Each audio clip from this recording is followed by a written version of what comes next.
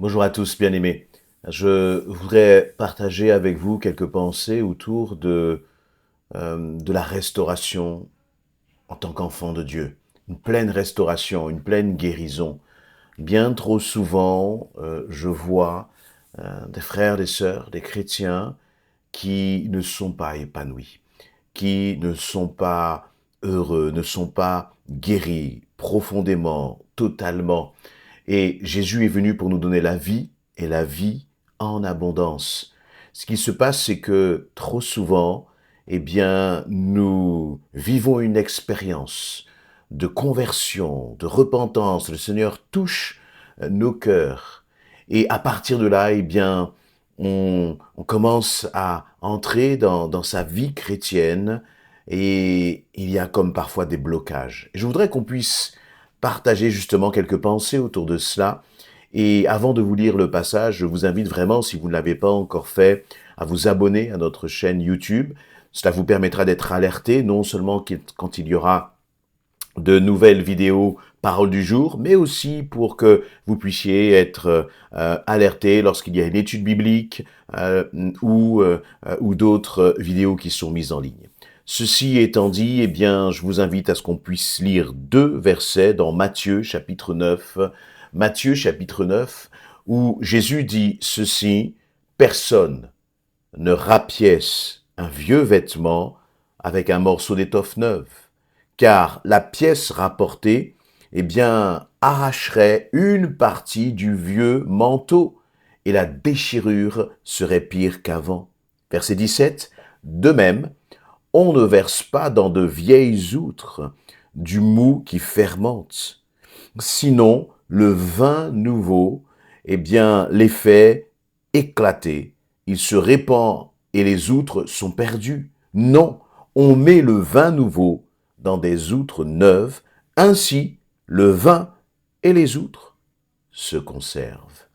Dans ce passage, dans ces 2 versets, il nous est parlé là comment dire, d'une sorte de vin nouveau ou de pièces de vêtements neufs et qui est mis soit dans de vieilles outres ou soit le pièce de vêtements neufs qui est comme pour venir se rapiécer un vieux vêtement. Et dans ce cas-là, dans les 2 situations, lorsque vous mélangez le nouveau et l'ancien, ça ne tient pas. Ça se déchire dans le cas du vêtement, ou l'outre qui est en peau de bête, là, elle se déchire avec le vin nouveau qui est à l'intérieur. Et les mots, finalement, qui sont utilisés sont des mots qui euh, sont durs. Et là, le mot déchirure, vous imaginez? Et lorsque on prend l'image d'un homme, d'une femme qui justement reçoit Christ dans sa vie, lorsque Jésus vient dans notre vie, il commence là, presque parfois instantanément, il commence à penser certaines blessures, à te transformer, à te libérer, à changer ta mentalité. Et tu avais des chaînes dans le passé, il y avait des déceptions, des frustrations, et lorsqu'on reçoit Christ, on reçoit sa paix. Mais trop souvent, nous nous arrêtons à cette première étape. Voyez, et nous ne laissons pas le processus de transformation que le Saint-Esprit veut opérer en nous, nous ne laissons pas ce processus se poursuivre jusqu'au bout.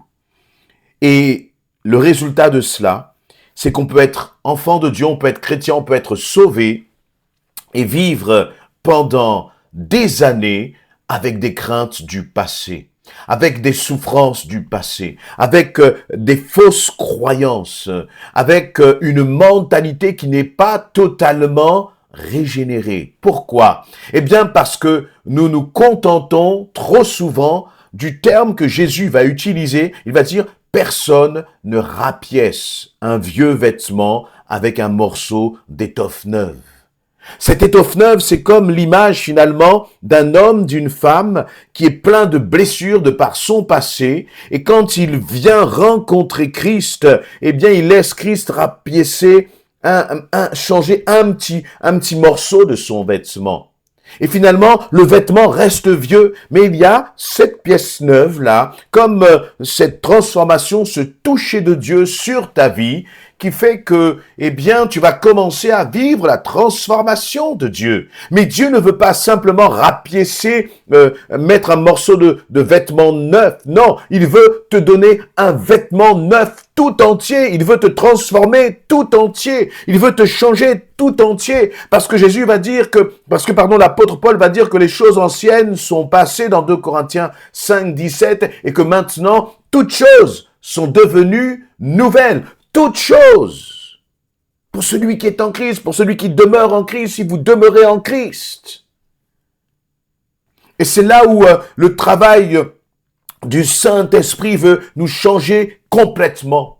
Dieu ne veut pas faire du bricolage sur ta vie. Dieu ne veut pas faire du rapiessage sur ta vie. Mais il veut te changer, te transformer totalement. Et nous avons besoin d'en prendre pleinement conscience. Dieu ne veut pas faire du neuf avec du vieux. Non, il fait de toi une nouvelle créature. Libéré de ton passé, libéré de tes principes, libéré de tes blessures, libéré de tes faiblesses, libéré de tous les mensonges que toi-même tu entretiens sur ta propre vie. Des mensonges qui te font croire que tu n'es pas capable, que tu ne peux pas. Des mensonges qui te font voir les autres avec méfiance parfois, peut-être à cause de tes blessures du passé. Le Seigneur veut te libérer totalement de tout cela parce qu'il est venu te donner une vie nouvelle. Et on voit trop de chrétiens tristes. On voit trop de chrétiens qui ont peur. On voit trop de chrétiens qui manquent d'audace. On voit trop de chrétiens qui ont peur d'entreprendre. On voit trop de chrétiens qui sont comme là, bloqués dans un coin, enfermés par leur propre système de pensée, alors que tu as un Dieu qui est extraordinaire, alors que tu as un Dieu qui est plein de compassion, alors que tu as un Dieu qui est plein d'amour, toi qui n'as jamais vécu l'amour de par les hommes, toi qui t'es senti toujours rejeté, toujours mis à part, tu peux sortir de cette prison de pensée parce que Christ t'aime, parce que Jésus-Christ est monté sur une croix simplement par amour pour toi.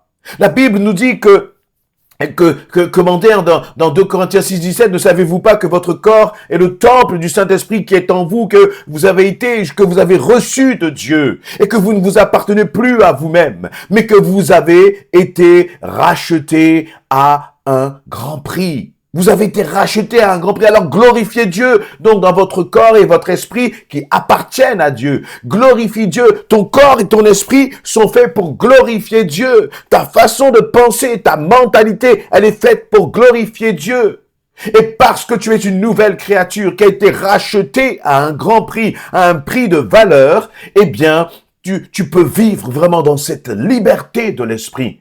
Le bonheur, c'est pour toi. Ce n'est pas que pour les autres. Ce n'est pas réservé aux autres. Non, c'est pour toi. Quel que soit ton passé, quel que soit ton parcours, dès le moment où tu as rencontré Christ, eh bien, c'est comme si le vêtement ancien est déchiré pour que lui vienne te revêtir d'un vêtement nouveau. Je le dis très souvent et je le partage toujours avec joie. Et j'étais un homme qui était timide, impressionné par les autres, pensant que ma parole n'avait pas de valeur. Je crois toujours que ma parole n'a pas de valeur, mais je crois que celui qui parle à travers moi, il donne de la valeur. Et il n'y a plus de question de timidité, et il n'y a plus de question du crainte du regard des autres, parce que Christ a déchiré ce vieux vêtement de la timidité et l'a mis sur moi un vêtement neuf.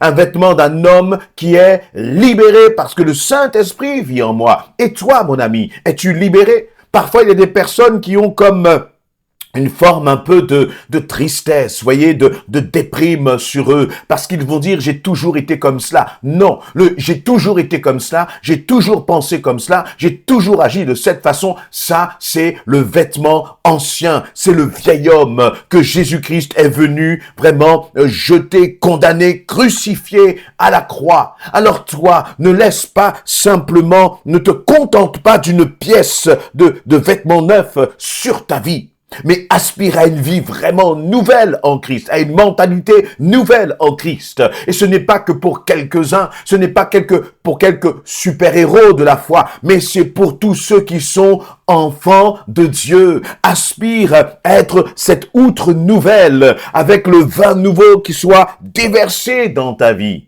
Parce que sinon, mon frère, ma sœur, tu ne tiendras pas. Sinon, tu n'avanceras pas. Il dit que la déchirure sera pire qu'avant dans le verset 16. C'est terrible.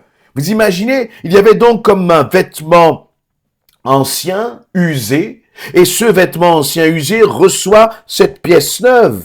Mais si on dit, si le reste du vêtement reste usé, eh bien, il aura une déchirure pire qu'auparavant. C'est-à-dire que ta vie pourrait être peut-être pire avant d'avoir rencontré Christ. C'est inimaginable. Et pourtant, c'est ce qui peut arriver. Des chrétiens tristes, des chrétiens moribonds, des chrétiens qui n'avancent pas dans leur vie avec Christ, alors que Christ est venu tout te donner. Il dit à la femme samaritaine, mais si tu savais justement qui est celui qui te parle, tu demanderais à boire et une source d'eau vive jaillirait de ton sein. Ce que Dieu veut pour chacun d'entre nous, c'est que de notre vie, de notre cœur, de notre pensée, de notre mentalité, jaillisse une source d'eau vive. Dieu ne t'a pas appelé à vivre en victime de ton passé. Dieu ne t'a pas appelé à vivre encore avec tes traumatismes du passé, tes blessures de passé. Non, il est venu parce que dans les paumes de sa main, il y a ces meurtrissures, tes meurtrissures qui ont été portées. Et si Christ a porté tes meurtrissures, c'est pour que toi, tu ne les portes plus et que tu entres vraiment dans cette nouveauté de vie avec Jésus-Christ. La nouveauté de vie dont il nous est parlé là dans 2 Corinthiens 5, 17, ce ne doit pas être simplement une histoire, ça ne doit pas être simplement un mythe, mais ça doit être quelque chose que tu dois vivre dans ton quotidien. Encore une fois, les choses anciennes sont passées. Es-tu déterminé à vivre en nouveauté de vie avec Christ? Comment faire? Accepter que Christ vienne justement guérir là, au plus profond de toi. Ne te contente plus de ta conversion, mais laisse le Seigneur entrer encore plus profondément dans ton cœur, dans tes blessures, dans tes échecs du passé. Accepte de les mettre devant le Seigneur. Accepte de t'en décharger là vraiment au pied de sa croix et dire devant le trône de la grâce, et de dire Seigneur, tu vois ces blessures, tu vois ce que j'ai subi. Je ne veux plus, Seigneur, que ma vie soit simplement un rapiessage, mais je veux vraiment que ton esprit me change, me transforme et me guérisse, me restaure totalement. Parfois, nous avons besoin aussi d'être accompagnés. Parfois, nous avons besoin de quelqu'un qui puisse, nous écouter et prier avec nous. Si tu as l'impression que tu traînes vraiment ces souffrances depuis des années, ouvre ton cœur, prie, et le Seigneur mettra quelqu'un sur ton chemin afin que tu puisses ouvrir ton cœur. Cela peut être un responsable dans ton église, un frère, une sœur qui a une maturité spirituelle, qui a cette écoute vraiment du Saint-Esprit. Mais je crois vraiment que Dieu veut que tu avances. Je crois vraiment que Dieu veut briser toutes ces chaînes encore qui te tiennent en arrière et qui t'empêchent d'entrer pleinement dans la destinée que le Seigneur t'a réservée. Tu es libre, mon frère, ma sœur. Tu es libre en Jésus-Christ. Mais refuse le rapiessage, refuse le rafistolage, le bricolage sur ta vie, car Dieu a bien plus encore pour toi. Amen.